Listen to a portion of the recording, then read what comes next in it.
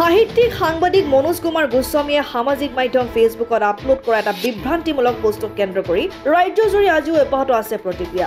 এবাৰ শিৱসাগৰত মনোজ কুমাৰ গোস্বামীৰ প্ৰতিকৃতি দাহ কৰি আটাচুৱে সাব্যস্ত কৰিলে প্ৰতিবাদ। চহৰৰ দৌলমুখ চাৰিআলিত মনোজ কুমাৰ গোস্বামীৰ প্ৰতিকৃতি দাহ কৰি মনোজ গোস্বামীক জাতিৰ দালাল আখ্যা দিয়াৰ লগতে অসমীয়া জাতিটোক ভাগ ভাগ কৰি ঠিকা লোৱাৰ ঠিকাদাৰ বুলি মন্তব্য আগবঢ়াই সদৌ টাই আহোম ছাত্ৰ সন্থাৰ কেন্দ্ৰীয় সভাপতি বসন্ত গগৈয়ে ৰাজ্যৰ মুখ্যমন্ত্ৰীক গোস্বামীৰ বিৰুদ্ধে কঠোৰ ব্যৱস্থা গ্ৰহণৰ দাবী জনায়।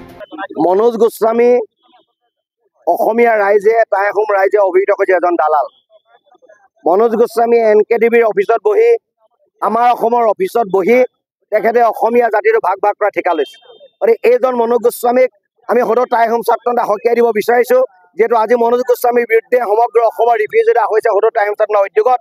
আৰু অহা কালিলৈ শিৱসাগৰত এখন যৌথ সভা হ'ব সমগ্ৰ টাই আহোম জনগোষ্ঠীৰ সংগঠনবিলাকক লৈ। কাইলৈ এটা সিদ্ধান্ত হ'ব যে কাইলৈ আমি মনোজ গোস্বামীৰ বিৰুদ্ধে আমি কি সিদ্ধান্ত গ্ৰহণ কৰিম। আমি ৰেলপথ অৱৰোধ কৰিম, আমি ৰাষ্ট্ৰীয় ঘাইপথ অৱৰোধ কৰিম, ONGC বন্ধ দিম, অল ইণ্ডিয়া বন্ধ দিম, আন নালাগে অসম বন্ধতে কাৰ্যসূচী ল'বলৈ আমি বাধ্য হ'ম। কাৰণ এইকাৰণে বাধ্য হ'ম যিহেতু আমি কেছ দিয়াৰ পাছতো দিছপুৰ থানাত কেছ দিয়াৰ পাছতো এতিয়ালৈকে মনোজ গোস্বামীৰ বিৰুদ্ধে কোনো ধৰণৰ কাৰ্যপন্থা অসম চৰকাৰে লোৱা আমি নেদেখিলোঁ।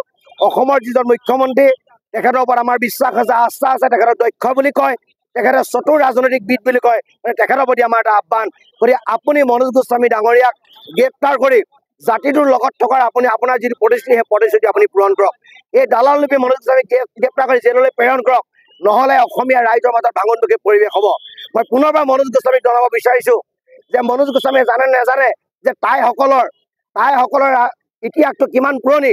টাইসকলৰ ইতিহাসটো 4,700 বছৰ পুৰণি ইতিহাস। যীশু খ্ৰীষ্টৰ জন্ম 2700 বছৰ আগৰ পৰা টাইসকলে নিজৰ হিষ্ট্ৰী লিখিছে। এই হিষ্ট্ৰী লিখাটো এটা জাতিৰ কাৰণে পাপ হ'ব নোৱাৰে। টাইসকলে অসমত হিষ্ট্ৰী লিখাৰ কাৰণে আমি বৰাহীসকলৰ কথা গম পালোঁ, চুতীয়াসকলৰ কথা গম পালোঁ, মৰাণসকলৰ কথা গম পালোঁ। যদি হিষ্ট্ৰীয়ে নিলিখিলেহেঁতেন আমি এই কথাবিলাক ক'ত গম পালোহেঁতেন।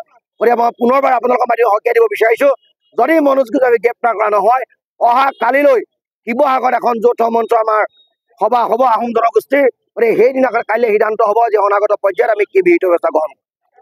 এইফালে আটাচৰ শিৱসাগৰ জিলা সমিতিৰ নেতৃত্বই মনোজ কুমাৰ গোস্বামীক পানীৰ তলৰ কাঁইট আখ্যা দি অতি শীঘ্ৰে ৰাইজৰ ওচৰত ক্ষমা নুখুজিলে উজনিত মনোজ কুমাৰ গোস্বামীৰ প্ৰৱেশ নিষিদ্ধ কৰাৰ লগতে পথ বন্ধ, অসম বন্ধকে ধৰি বিভিন্ন প্ৰতিবাদী কাৰ্যসূচী ৰূপায়ণ কৰাৰ হুংকাৰ দিয়ে।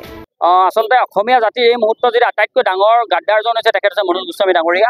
আমি এটা কথা স্পষ্ট ভাষাৰে জনাই দিব বিচাৰোঁ যে মনোজ গোস্বামী ডাঙৰীয়া এটা কথা পাহৰি যোৱাটো ভুল যে এই আহোমে আচলতে 17 বাৰকৈ মোগলক পৰাস্ত কৰিছিল। আৰু সেই সময়ত অসমত বসবাস কৰা প্ৰতিটো জাতি জনগোষ্ঠীক আচলতে সুৰক্ষিত ভৱিষ্যতৰ স্বাৰ্থত লাচিত বৰফুকনে যুদ্ধ কৰি নৰিয়া দেহাই যুদ্ধ কৰিছিল। আৰু তেতিয়া কিন্তু সেই সময়ত আমাৰ স্বৰ্গদেউসকলক বা লাচিত বৰফুকনৰ দৰে আমাৰ বীৰসকলক তেওঁলোকে কি নিপ্ৰতিকূল আৰু কি তেওঁ অত্যাচাৰী নামেৰে নামাকৰণ কৰিব নেকি? এই কথাটো আমি তেওঁলোকে প্ৰশ্ন এৰিছোঁ। আৰু সমান্তৰালকৈ তেওঁ এটা কথা জনাটো অতিকে দৰকাৰী যে আহোম স্বৰ্গদেউসকল যেতিয়া এটা ৰাজশাসন ব্যৱস্থাত আছিল তেতিয়া তেওঁলোকে নিজৰ মূল ধৰ্ম বা পৰম্পৰাগত গোটেই তেওঁ আচাৰ বিচাৰ সকলোখিনি কিন্তু ৰাইজৰ ওপৰত তেতিয়া অসমবাসীৰ ওপৰত জাপি দিব পাৰিলেহেঁতেন বাধ্যবাধকতামূলক।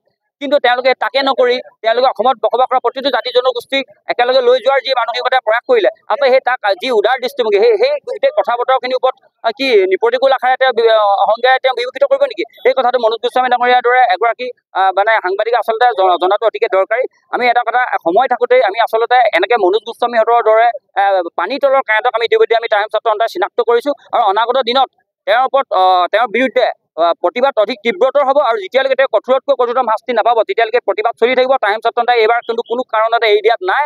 অসমত প্ৰয়োজনত আমি উজনি অসমত তেওঁৰ প্ৰৱেশ নিষিদ্ধ কৰিম। তেওঁ আনুষ্ঠানিক যিবোৰ অনুষ্ঠান থাকিব তেওঁ সভা সমিতিয়ে তাত গৈ আমি বাধা প্ৰদান কৰিবলৈ আমি কুণ্ঠাবোধ নকৰিম। এই কথাটো ইয়াৰ প্ৰতিবাদ চলিব আমি স্পষ্ট ভাষাৰে জনাই দিছোঁ। শিৱসাগৰৰ পৰা ছৈয়দ মুস্তাকুৰ ৰহমানৰ ৰিপৰ্ট, অসম আদিত্য।